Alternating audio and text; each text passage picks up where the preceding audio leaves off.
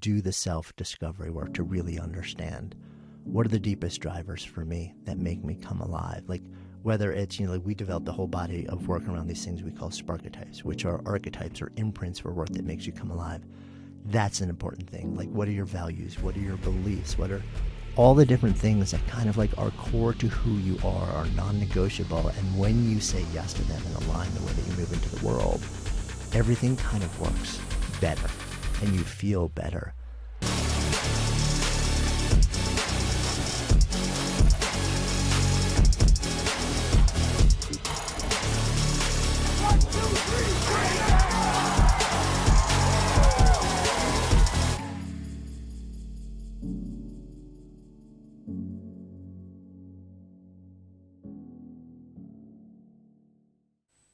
Hey there, and welcome back to the Oz Shift podcast. As always, I'm your host, Anthony Trucks. It'd be weird if it was somebody else, right? Maybe one day, but not right now. No, but today we're gonna have a fun conversation. So I am in an interesting group of humans that are not even alive. That when I get around them all, I feel borderline like, how did this happen? Like, am I supposed to be in this room? And it's cool because you get to be around people who actually care deeper than just what, the money of things. They care about humanity. And this person is one who I just recently met because they joined our group. We took a trip to Napa later last year. And so just, it was something where I was in this room. And here's a cool thing about my world. I don't always know everybody. I just come into the space. I'm like, well, they're here. They're a good person. This person was someone I didn't quite know was an incredibly amazing human.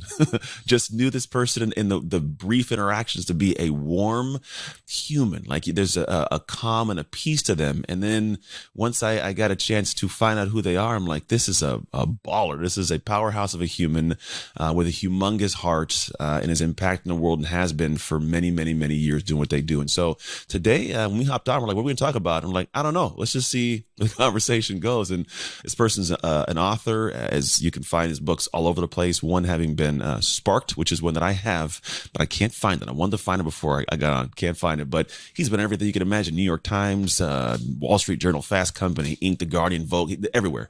The Sparketypes concept has been uptaken by, I don't want to mess this up, but I think like hundreds of thousands, if not millions of people have taken the Sparketype quiz. So the guy has touched so many lives, it's probably hard to count the impacts he's had. And so we're going to hopefully continue that today in our show. So without further ado, I'm going to welcome to the show my friend Jonathan Fields. How are you, man? So good. And I think we should just wrap now because after that intro, I think it kind of all goes down. Yeah. The intros are, I'm not going to lie, man. I'm proud of my intros because they just become, I have no idea how they're going to come out of my mouth. And I trust the part of me that's like, you got that, Ant. And so I just put myself out and it flows. But no, none of it was lie, man, which I think that's a good thing. It can't be because it's coming from the heart. But hey, seriously, appreciate you coming on. I know you're a busy guy. We briefly talked about all that kind of stuff. I do have one question that leads this bad boy off, and we just take it from there. And here is the question. Let's say I'm walking around town. I sit down next to this cool looking guy, and you for some reason turn and start talking to me. Why should I listen to you?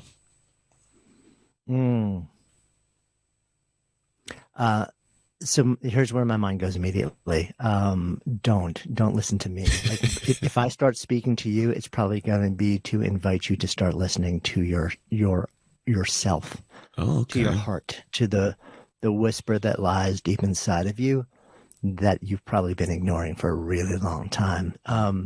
So when I start talking, it's usually to ask questions or to make an invitation that doesn't have to do with you listening to me, but you tuning into yourself. To yourself. We're at episode 316 now, and I've never heard that answer. That's there you go. Because you know what? It's funny, like, because I think back to my life. There's times in my life when I didn't like being alone because I realized I was never alone. And I didn't like being alone with the guy I was with. And so when you said that, I go, oh yeah, I know what that feels like. And most people, they aren't okay doing that. I'm assuming in your life, some point in time, you had those moments pop up. Yeah, I mean, hasn't everyone? Yeah. There was, it's funny when you ask that. It's a really funny, awkward, somewhat sad memory popped immediately into my head, which is me in sixth grade, and my unfortunate and not voluntary nickname then was Freaky Fields. That's great. Yeah, Uh, so clearly I was not sort of like mainstream, like, yeah, like super popular, everyone fit in. People were like, oh, you're a little different, aren't you? yeah. So sure, I mean, haven't we all been through those windows our entire seasons sometimes where we're Mhm. just like, man, I'm not entirely sure I'm comfortable with other people, let alone myself. Yeah. And it's weird that we get there because it's a person we're with all the time. And I mean, my work of what I do is in identity, right? But one of the hardest things, people go, "What's the hardest part of identity?" Oh, it's owning who you are. That's if you don't see where you're starting, like you can't really get anywhere because you don't know even you can't chart the GPS with no starting point, right? And so that's interesting. In your work of what you do, like how is that? Like how do you navigate with other people? So someone listening now goes, Mm. yeah, you're telling me to listen to myself, and I get that, but like I don't know how to listen to that, or what that even sounds like, or what that looks like, or maybe it's too painful. How do you open that kind of sieve up? Yeah, and I think we've become so disembodied and so not trained to pay attention to what's going on within ourselves. Hmm. Because like you said, not infrequently, it's actually an uncomfortable exploration. Hmm. And but also I think the bigger thing is not necessarily that there's some deeper trauma. For some there may be, but that we're just kind of taught that there's an ideal that we're expected to live into. It may be our family ideal, it may be our local community ideal, it may be like the greatest societal ideal. And that the way that you quote get ahead in life, the way that you actually survive, the way that you thrive and succeed is by conforming that as Hmm. much as you can, Hmm. and then taking all the steps that the like the typical person, like the archetypal person, would Yeah. take in that model to quote rise up the ladder that's been placed in front of you, whether that has anything to do with who you are, and your deepest self, is not really a part of the conversation Hmm. until so many of us hit the middle years of our lives, and Yeah. then we hit that moment that honestly, a lot of people have been dropped into over the last year and a half, where we kind of say, huh, so what bargains have I actually been making that got Hmm. me to this place in life? And what were the trade-offs that I have not really thought about making, but have just made them often by default because Yeah. they've been handed to me?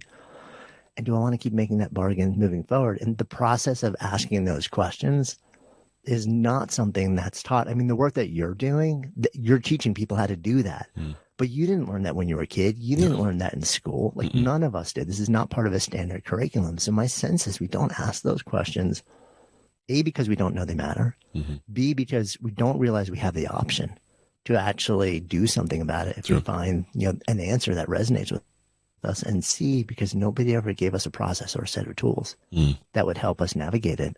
So we're kind of left unaware and unequipped. And so we just follow the path that seems like it's Oh, been it's laid there. out for us. Yeah.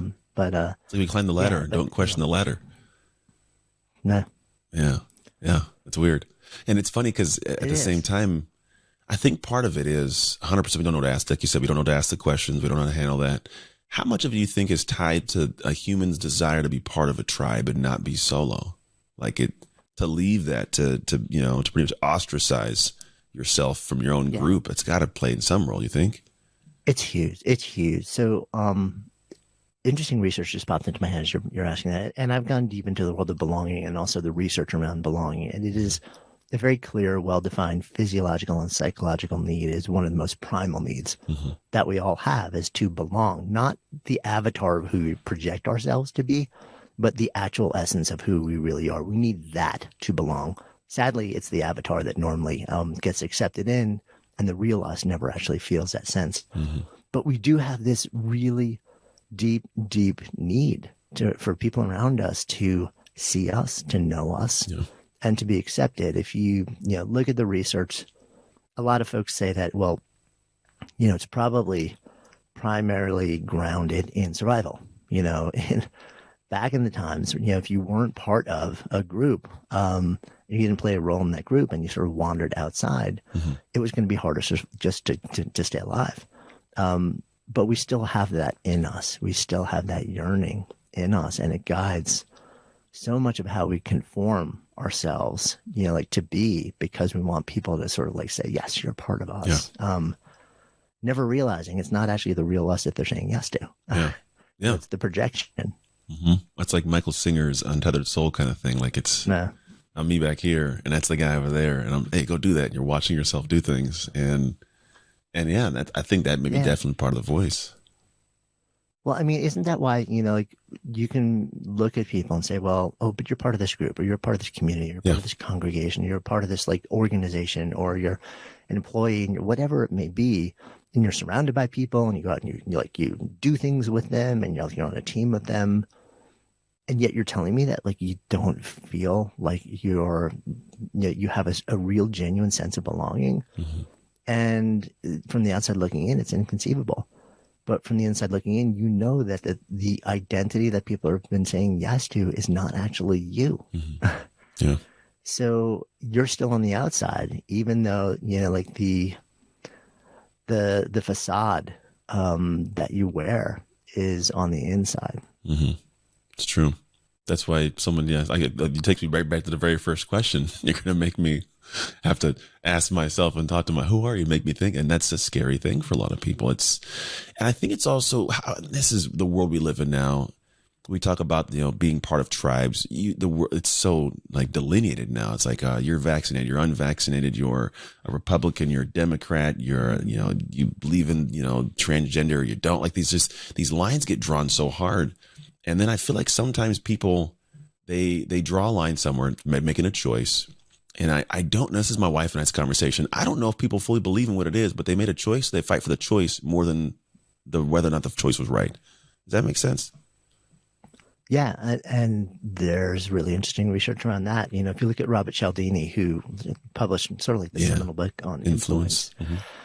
Yeah, one of the 6 principles of influence that he mentioned that people in politics, people in power, people in organizations leverage to get people to conform to behavior and dig into a point of view is what he called the principle of consistency.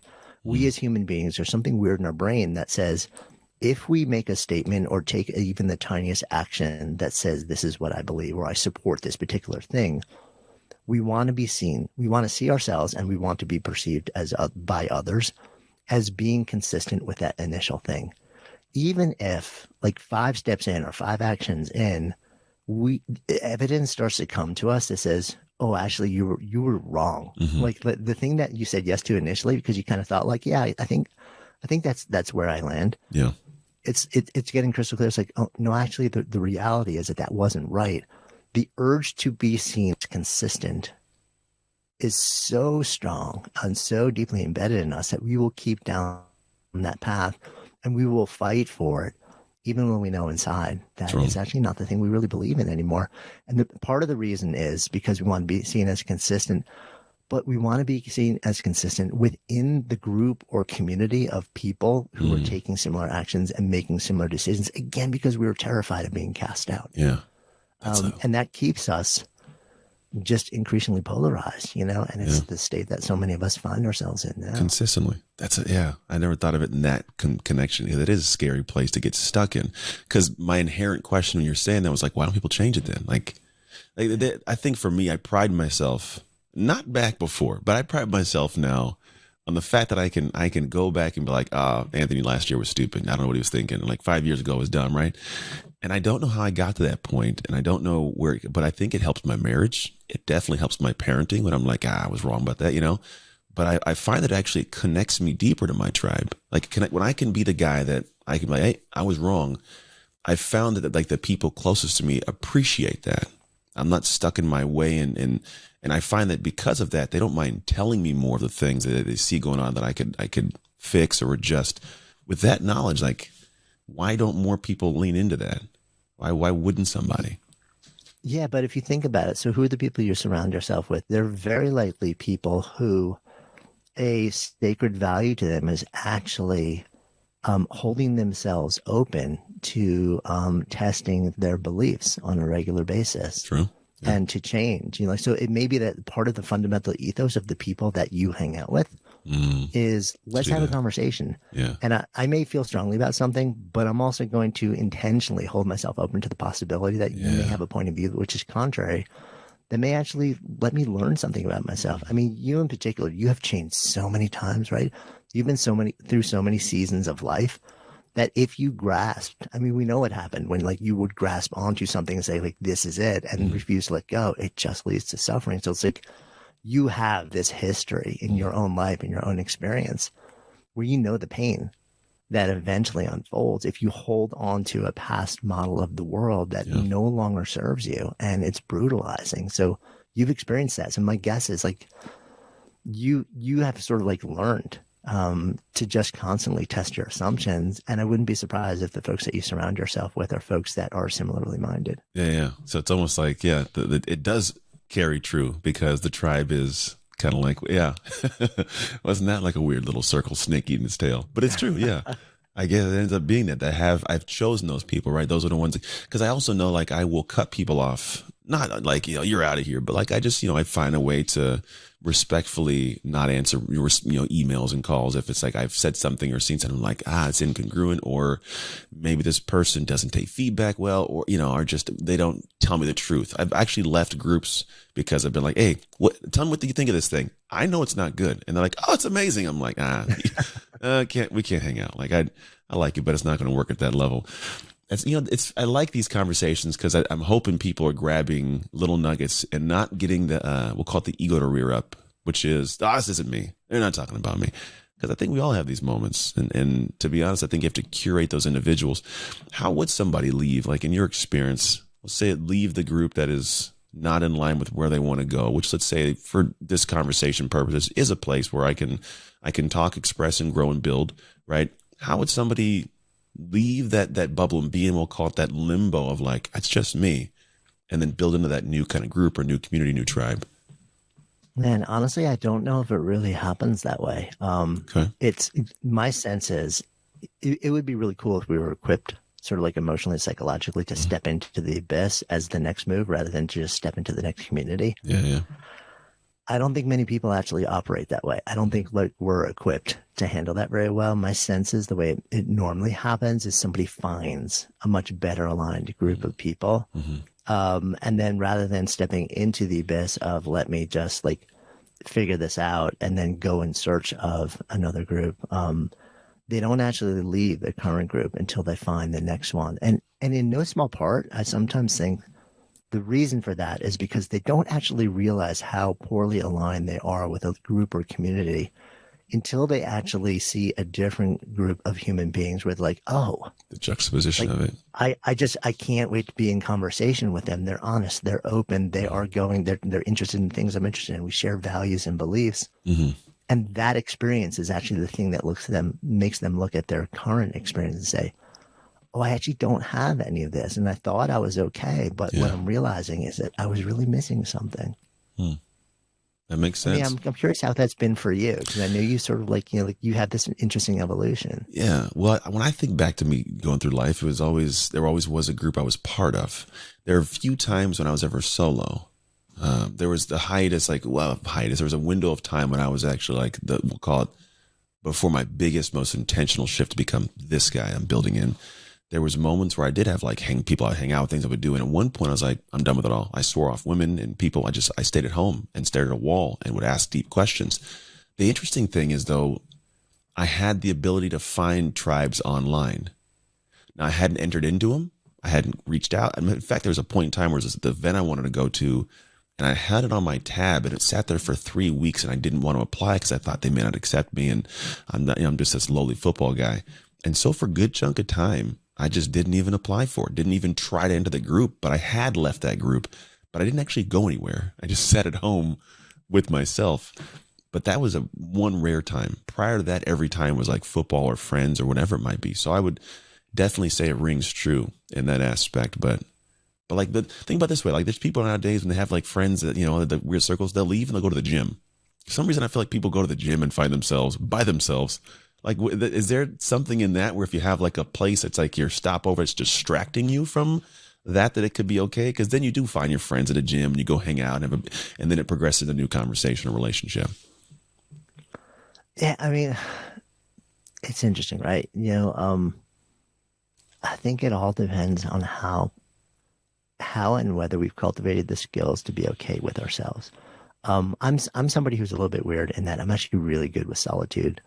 I'm really good on my own. I have great groups of people and great friends and family and chosen family that I love to be around genuinely. And I'm also really good. Like I can vanish both into my own space. I could go somewhere for a week and be really happy just walking on a beach, being in my head. Yeah. Um, and I've also spent a lot of years sort of like cultivating practices and skills to be able to actually do that and not freak out. But I mean, I haven't done this yet. Actually, this is sort of like one of the things that I'm looking forward to doing over the next few years. You know, there's a typical Buddhist meditation retreat that it's in various different traditions, and it's a 10-day sit. It's a silent meditation. And for most people who, when you ask them, like, what's the experience been like? I'm talking about somebody who hasn't really had much of a practice before, and they're just like, oh, let me do this. It sounds like it's going to be really intense and transformative. Mm-hmm. And they'll tell you that the first 48 to 72 hours are brutal, absolutely brutal, because for the first time, you're literally just sitting with yourself. There's no screen, there's no music, there's no conversation, there's no book.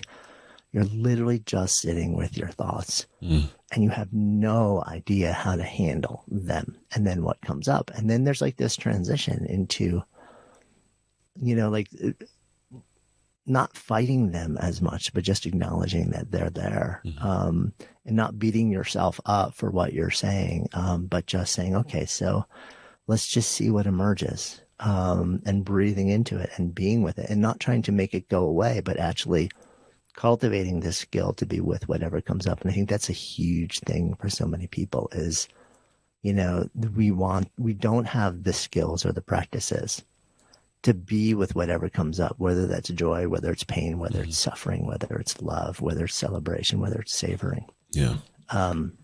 Again, we're not taught this stuff. It's like all the stuff that you teach, you know, this is stuff where it is essential skills to being a human being. And yet you have to really go out and find it. Yeah. Yeah, you really have to fight. I found it on accident, to be honest. It wasn't something that I naturally was like, oh, I'm doing this. It was literally like an accidental. And I don't know if it's this thing that I do. I try to find what doesn't feel good and do it. If that makes sense. Like, not that it's wrong, not by that means, but like when I shut my life down in 2016, I told you, I would seriously sit in a house, and I remember it was this brown wall, and I said I would just stare at the wall.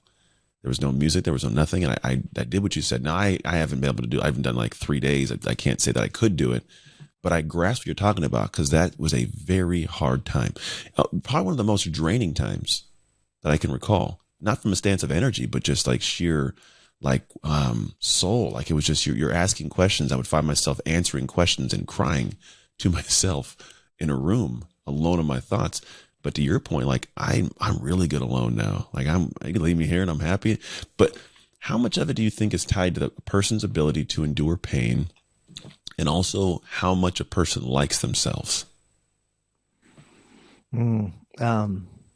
Yeah, it's probably a blend of those, but I think it's also something else, which is trauma, you know, which kind of isn't talked about a whole lot. Like certainly you talked about it and you've experienced it on a lot of different levels.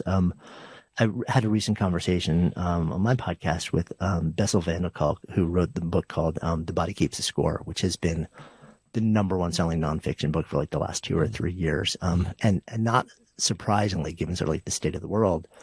And he's researched for decades now how trauma embeds itself in our bodies. And he also sort of shares that, you know, we tend to think of trauma as big T trauma, like it's the big horrific incidents that change you from the rest of your life. Yeah. But there's the little t, you know, like there are the traumatic experiences, moments, conversations that have happened to the vast majority of people that we don't realize actually has caused something in us that we just kind of like keep pushing down and pushing down and pushing down. And then when we go to that space where we're sitting quietly with ourselves, Comes back up. and we run through all of the storylines that distract us and we can't repeat them another time, and then you're like, now what? That's when the little t and the big T tend to rear their heads. And because so many more people have experienced it than they even realize, that I think is some of the things that really people struggle with a lot, because there's stuff that comes to them that makes them realize that, wow, I have been suffering. And it's the process of like, what do you do with that when it comes up? Which I think, you know, really good therapy and really good help is a really important part of the process also. But, you know, Bessel describes it as not overcoming, but integrating. it's not something you overcome. It's something that becomes a part of you, and Yeah. yet you become okay with. I like that. It's a interesting way to frame up something I've been talking through. So what I've noticed for me in that moment, and then some people will connect to it as well, is like when I sat with myself, I had to realize like I had trauma, things that had gone on for sure. Whether it was my marriage that fell apart, which I was divorced at the time, I wasn't a good father, my gym business wasn't doing very well, I was out of shape. It was just all these things compiling. And I go, man, I'm the common denominator in all this. Like that first is like a heavy weight. I'm around all of it, man, whether I create it or I'm allowing it. And then I had this weight of guilt. And it's been this conversation in probably the last 3 months I've really had with our team of like, I think this is something that people feel deeply, but no one discusses or talks about. It is actually tied partially to who I am and how I see myself. And I think what you're kind of saying, like I've coined it my own way for now, is called toxic versus guiding guilt. Like toxic guilt being this thing that toxifies my system, my mind, my heart, makes me think I don't deserve or I'm not capable. And so it rides on my back heavy. And then you have guiding guilt, which is not to say that I'm not guilty for being a bad dad or being a bad husband, but because of that, I won't go back there. It's been, like you said, integrated almost. Like, does that sound like it might be close to what you're saying?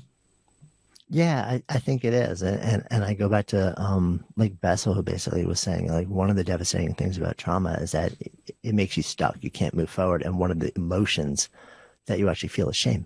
You're like, I shouldn't. You layer onto the actual experience, you start to say, but I shouldn't feel like this. Yeah. Or like but because I am this way, I've been this kind of human being, and it's a shameful thing. It's the guilt that you're describing. Yeah.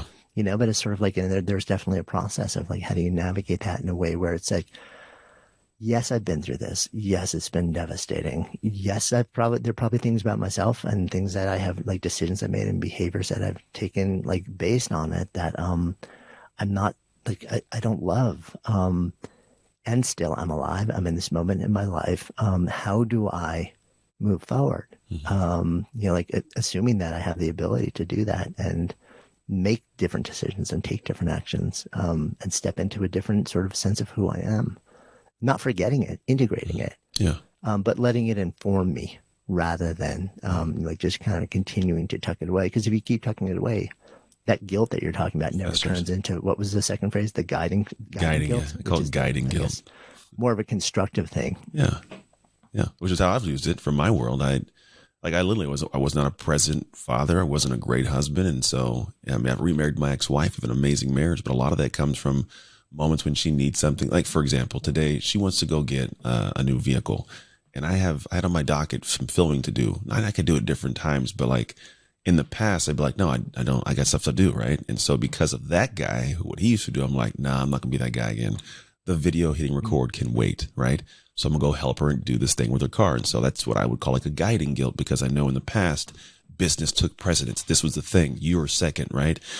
And so it's now part of who I am to realize that that's the thing. And it also gives me a position to, and this may be another tangent. It's like, I think the thing that scares me the most about the world is we got people raising other people, and these people haven't handled this. And so because I can handle it, I can talk to my kids about handling to hopefully navigate them clear of all the things that I have done or the trauma I have created because of the way that guy was. So if I haven't dealt with it, I'm going to raise people who are going to have the same issues, unfortunately, I think. Yeah, that's why like every parent has to do the best they can and start tucking away a little bit of money every week for a therapy fund. I agree, man. Gotta be something. Because it's going to get used one way or another. Yeah, that's smart, man. Do you have kids? I didn't even know that. Yeah. Oh, I didn't even know. I'm sorry. Daughter. And it's like, look, we're all doing the best we can as human beings with like the stuff that we have and whatever brought us to this moment. That's all we can do, And I think like my sense is, all we can do is keep doing our best and then keep holding ourselves open to growing. It's like, that's it. And keep skilling ourselves, like, what can I know? How can I be equipped to be a better version of myself when I wake up today and then tomorrow and then the next day and then the next day? And it's not going to be a perfect version. It may not be the vision that I hold in my head of like the way I would like to be in the world and who I'd like to be. But if I can be like a heartbeat closer to that on any given day, then there's something good about that day. I agree. I almost try to have people think about it is that this is my perspective. Like when we're trying to grow, I think that I try to explain to people it's not something where it's supposed to be a checkbox thing. Like it's not like, oh, okay, I grew today. It's kind of got to be a part of who you are to be the person that's consistently putting yourself in situations, seeking out the things that grow to where, just as you might identify as like, I don't know, the cook or the writer or the author, right? You identify as a person that's growing. So that looks like a certain thing in day-to-day practice. It feels like a certain thing in conversations. It's people will look at you like, oh, this person's continuously on a journey, huh? Like you're heading somewhere. Like, yeah, I don't quite know where yet, but it's part of who I am to do it. But I think it's hard for people to adopt. And I guess it goes more to habit. This is a progression. My son, he wants to play football like I played football. And I keep telling him, here's what it takes. You got to go catch the football every single day, right? And I want him to get to that point I just talked about where it's part of who he is. I have my own thoughts on how to get there because it's kind of the work I do. What are your thoughts on how to get a person who is aspiring to something and it needs to be something they can almost do unconsciously? How do you get them into doing it without it being ridden solely off of the desire? Because I think we don't always have the desire in all the moments necessary to make this thing an action that's consistent. Yeah. I mean, I think the question for me is like, why are they not doing it in the first place? Is it actually not their vision? Mel question. Robbins, who's a mutual friend of both of ours, she has this really great lens with when people are like, oh, I want to do this. I want to be like the president of this company. I want to be a pro athlete. I want to be a star. I want to have 1 billion followers and whatever it is. She's like, okay, I get that you want that end state, but here's what I want you to do. Imagine every step, every action that you're going to have to take, every hour that you're going to have to devote to get to that place, reverse engineer it, like map the whole thing out, detail all of the effort that's going to go into that. Do you also want that? Because if you don't, and you can't find a way to want it, the end state isn't yours to own. And it's better to actually make peace with that and go find an end state that is yours to own. Where you are willing to actually say yes to all the effort to get there, rather than kind of deluding yourself and saying like, this is the thing that I want, this is the thing that I'm meant to be, but never actually owning the fact that you will never do the things needed to be or accomplish it. I sort of love that, like her take on that, because I'm like, yeah, that would stop so many people. It would if they'd look into it. Right. And then the awesome part about that is it frees you to say, but what is that thing for me? And then go searching for that. So open the space up. Kind of the way I look at it. Yeah, so you can't put two things in the same space. I think you described my oldest son. I had a 17-year-old, and he, football was the thing he wanted to do because dad did it. And then about freshman year, he's like, I don't want to do it.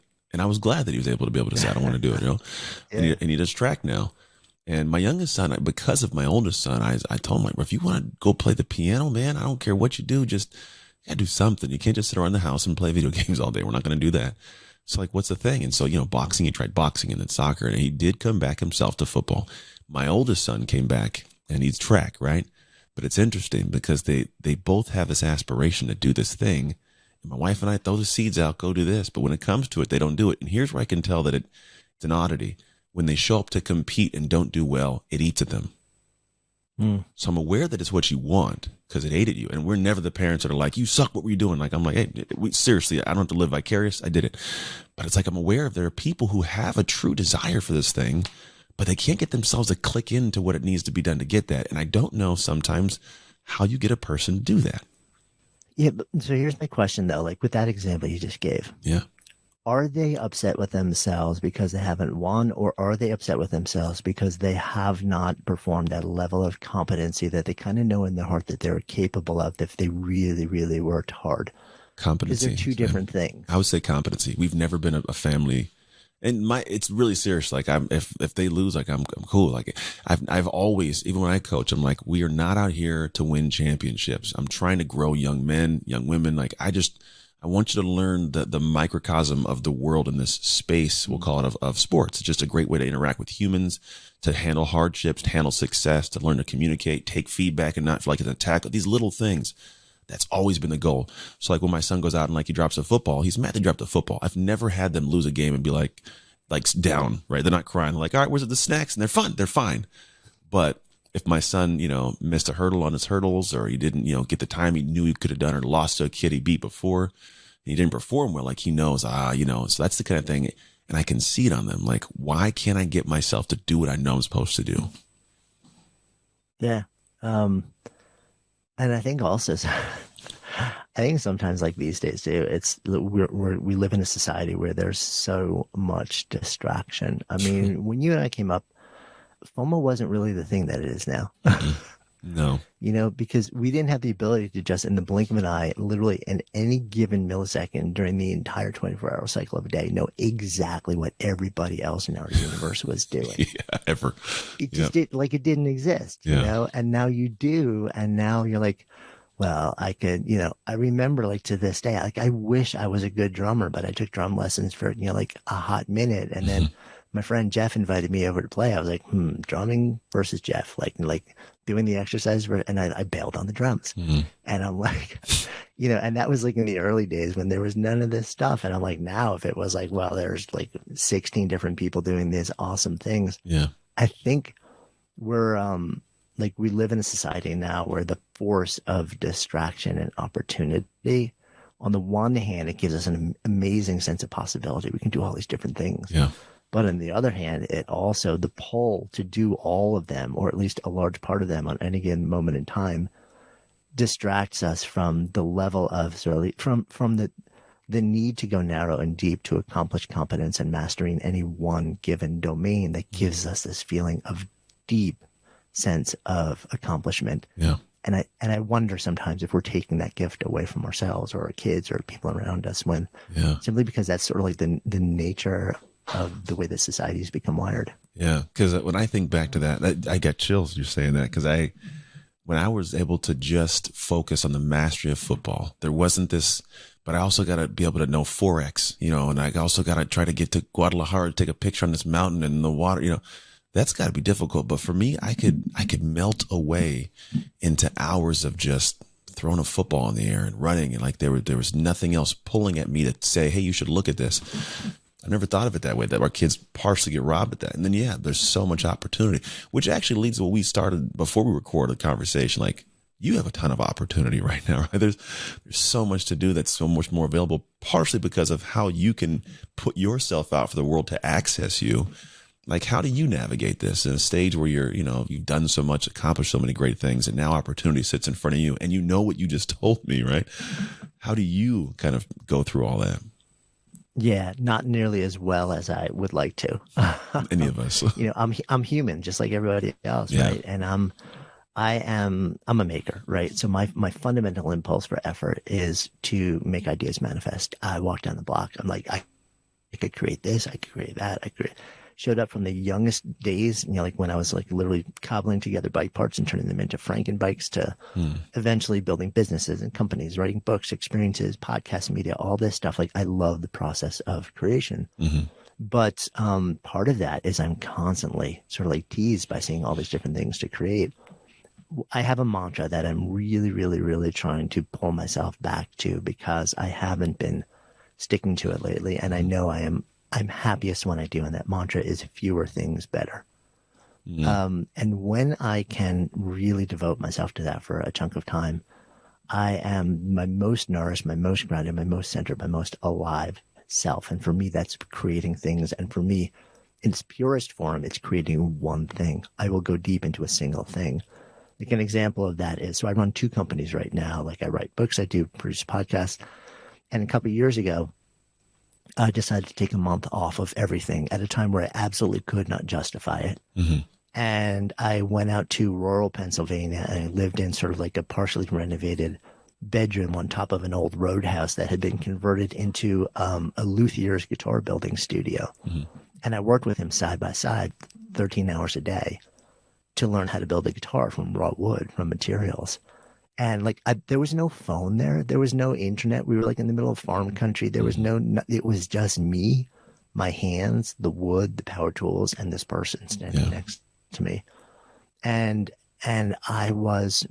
it was one of the most nourishing, rewarding, like enlivening experiences of my entire adult life, because I made an intentional decision just to focus on a single thing that was a true expression of my deepest impulse for effort. And that was really, really powerful. So now I find myself like, as we have this conversation, I'm running two companies. That is not my sweet spot. I know how to do it. I become skilled at it, but I don't necessarily want to be doing it. But I believe deeply in what each one of these things is creating and bringing to the world. So part of my work in this year in 2022 is I'm asking myself, what are the steps that I need to take? What are the resources that I need to harness? Who are the people that I need to bring into my orbit to allow me to earn myself back to this place of fewer things better? And I sort of have the year as, like I'm building a plan to map myself back into this place where I get to know that there is really beautiful impact that's being created by, the media that we're producing on one company and the tools and assessments that we're producing on another company. But I am able to much more readily cherry pick. Like the very specific things that I get to say yes to. I know that I have amazing people that are going to take care of everything else. And that's a bit of a process because one of those companies is a startup. And every startup is underfunded, under-resourced, and there's a window of time where you're going to find yourself doing all the stuff that you don't necessarily want to do. And that's just sort of what you say yes to when you say yes. So you're literally, it's almost like you're simultaneously running like two roles. Because part of my thought was like, oh, go ahead.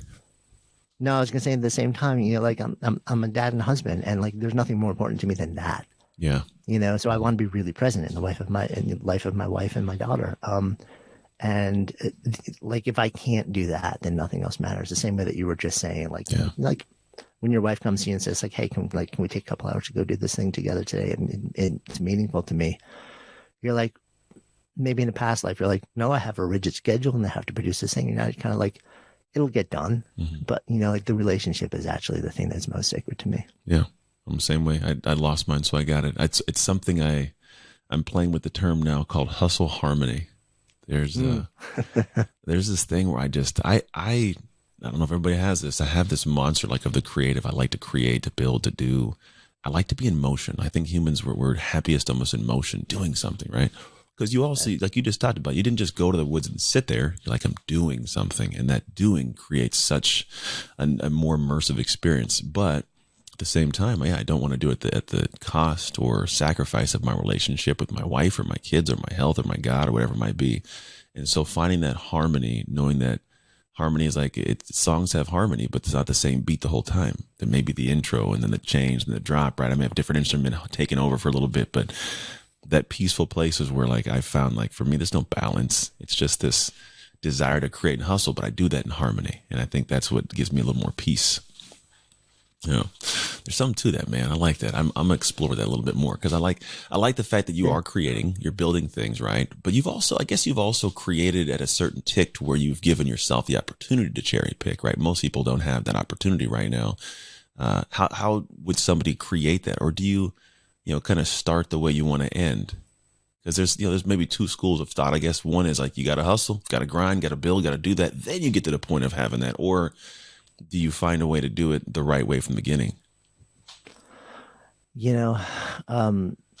Most people listening to this conversation are going to be adults who've been through a bunch of experiences and probably a bunch of different jobs or work opportunities. And, so the start from the beginning part is kind of, it's not the practical answer. But at the same time, my sense is a starting point that so many of us miss that is really, really important to go back to because it becomes the compass for all the decisions about what to say yes or no to is to do the self-discovery work, to really understand what are the deepest drivers for me that make me come alive. Like whether it's, like we developed a whole body of work around these things we call sparketypes, which are archetypes or imprints for work that makes you come alive. That's an important thing. Like what are your values? What are your beliefs? What are all the different things that kind of like are core to who you are non-negotiable. And when you say yes to them and align the way that you move into the world, everything kind of works better and you feel better. I think we tend to just skip past that. And then when you do that, you don't have any rational basis to understand what to say yes or no to. The only reason that you're making those decisions are based on values that were passed on to you externally.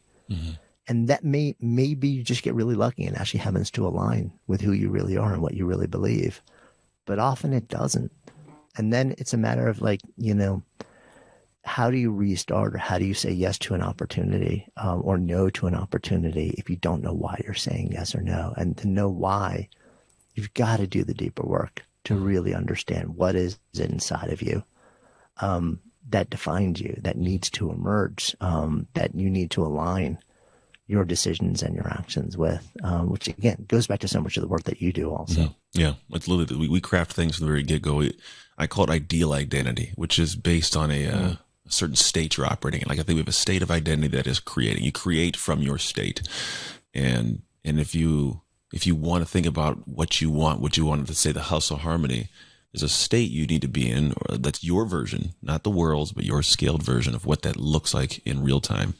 And you have to kind of go back and take a look and say, where am I at? What's going on? And we do work I literally want you to craft that, like think through it. How do you feel? What does that person look like? What would be great for you? Not what would be great for the world. And then you can start building into it little by little by little. And it's not easy. It's a journey. It sucks. It's hard, but you're breaking something and mourning the thing you're breaking to create something better in time. That's more fulfilling than what it was. And also, what it also allows you to do, which occurs to me as you're sharing this, is that, we just talked about the fact that I'm actually doing a whole bunch of stuff right now that I don't necessarily want to do. That's not super well aligned with who I am. But because I've done a whole lot of work to understand what is aligned with me and the reason I've said yes to it, I make this decision much more intentionally rather than just defaulting into it. I say, I realize I'm about to do a whole bunch of work that is necessary for me to move forward a bigger vision that I care deeply in and that I really care about the outcome of. And part of that is going to be me saying yes also to knowing that for a window of time, I'm going to be taking on a certain amount of work that is not a really nourishing intrinsic expression of who I am. Mm-hmm. I'm willing to say yes to that. I know why I'm saying yes to it. Mm-hmm. There's a time frame that I'm willing to say yes to it too. And if we go past that, I need to revisit all my assumptions. And I'm going to solicit support around that decision. Mm-hmm. And I'm also going to revisit that decision on a regular basis and say, is it still a good call? And so even when I find myself sort of like out of alignment in certain areas, I'm intentionally out of alignment with a clear understanding of why and how long I'm willing to sustain that state. And that changes the nature of the experience. Definitely. That's very well put together.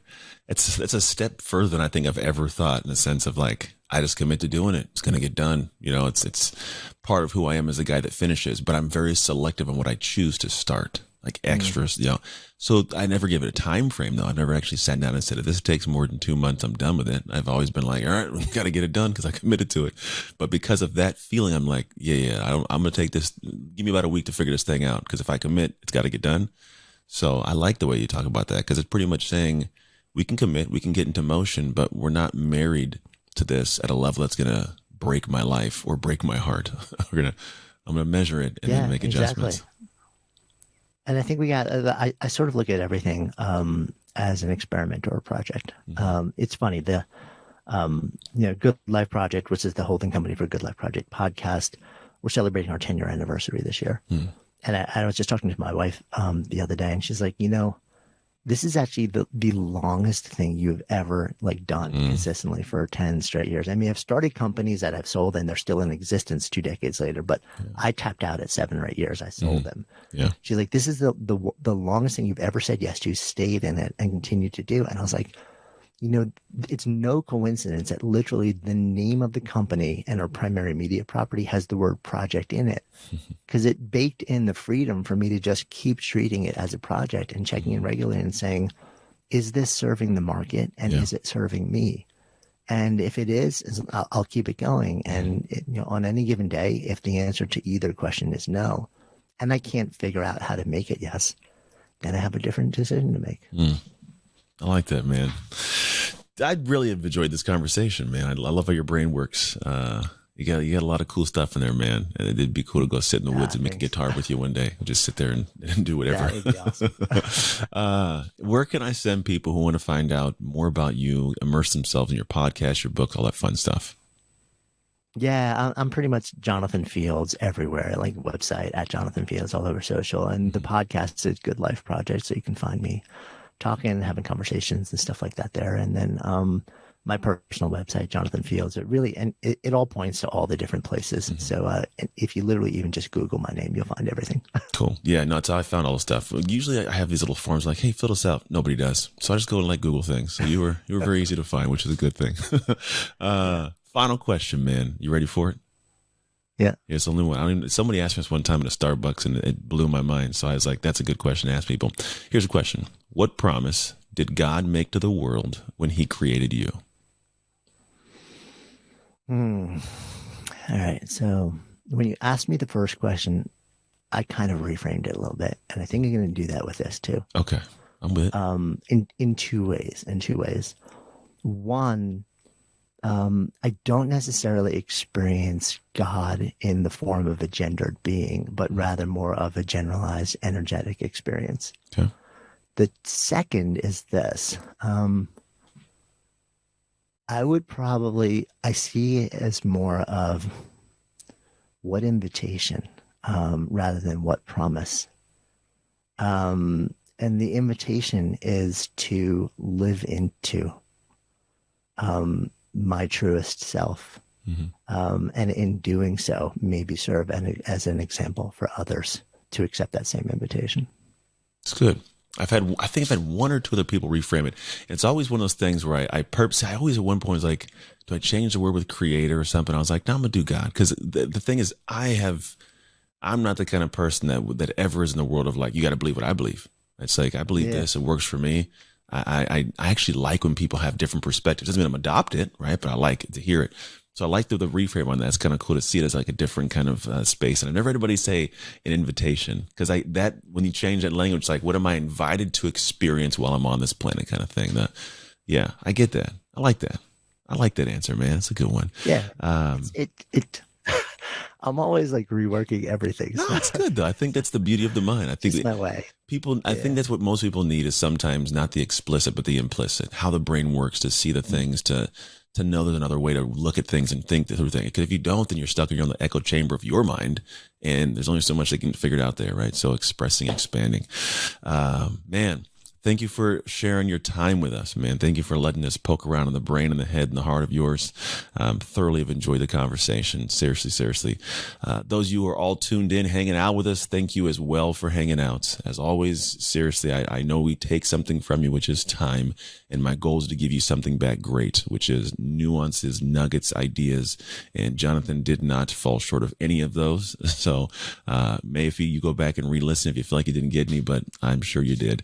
And if there's someone in your life that you know needs to hear this, that they maybe been missing a piece or something they've been struggling with and you can't seem to reach them, sometimes another voice can. So share this episode with them. Also, do me a favor, rate, review the bad boy so more people can hear this out into the world. Outside of that, seriously, thank you again, Jonathan, for your time. I appreciate you, brother. Looking forward to hanging out again when we get a chance, when the world opens up a little bit more. But as always, make the most of your Oz Shift moments so you can make shift happen. It's Anthony Trucks and Jonathan Fields signing off.